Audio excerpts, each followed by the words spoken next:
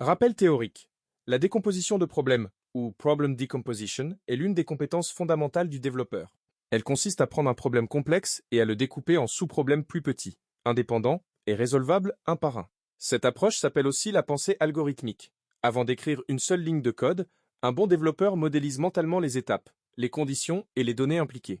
3 erreurs fréquentes chez les débutants. 1. Vouloir résoudre le problème entier d'un coup sans le découper. 2. Sauter directement au code sans réfléchir à la logique. 3. Oublier les cas limites. Que se passe-t-il si la pizzeria est fermée? Si le client n'a pas d'argent? Mini-exemple. Préparer du café. Au premier regard, c'est une action simple. Décomposer, elle devient vérifier s'il y a du café disponible, vérifier si la machine est propre, ajouter de l'eau, ajouter le café, lancer la machine, attendre, servir. Chaque étape est une instruction précise, séquentielle, et chacune peut elle-même être décomposée davantage. Le mental modèle à retenir. Un programme, c'est une série d'instructions que la machine exécute dans un ordre précis. Votre rôle de développeur commence par savoir décrire cet ordre, en langage humain, avant même de penser à la syntaxe. Moins. Énoncé de l'atelier. Dans cet atelier, vous allez exercer votre capacité à décomposer un problème du quotidien en étapes logiques et structurées, exactement comme le ferait un développeur avant de coder une fonctionnalité. Le problème choisi est volontairement simple et universel. Commander une pizza en ligne.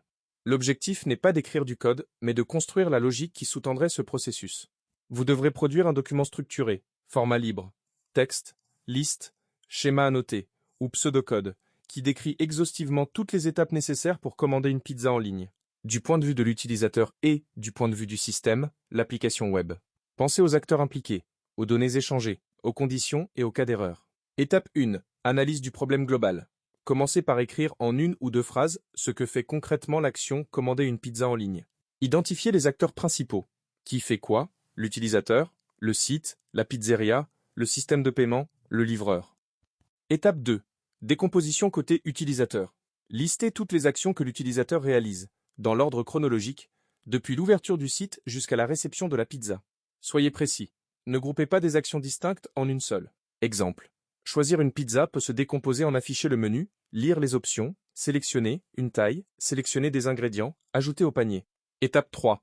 Décomposition côté système.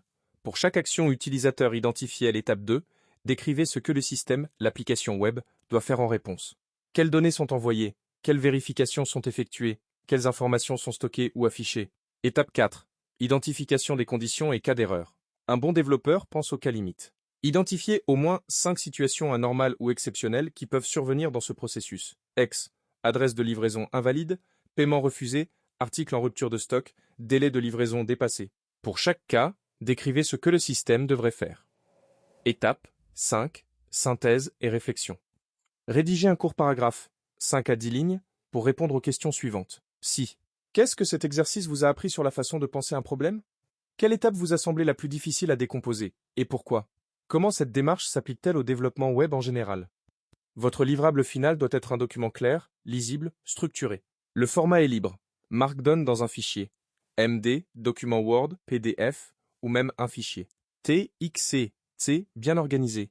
Ce qui est évalué, c'est la rigueur de votre analyse, la finesse de votre décomposition et la prise en compte des cas d'erreur.